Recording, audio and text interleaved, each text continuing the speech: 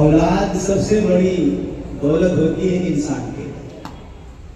तो इंशाअल्लाह वो वक्त भी करीब है, अल्लाह उनको नवाजेंगे औलाद से।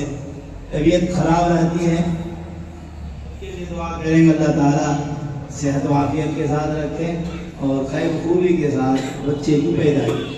तो 3 मरतबा दरूद शरीफ पढ़ें।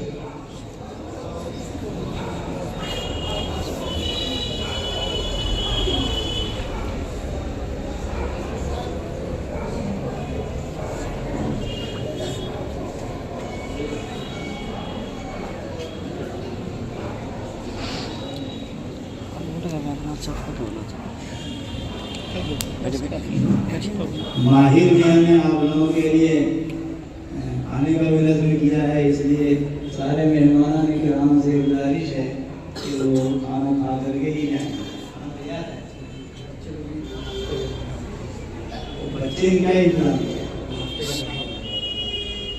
तमाम बच्चों के लिए, सब लोग के लिए। दुआ कर लो।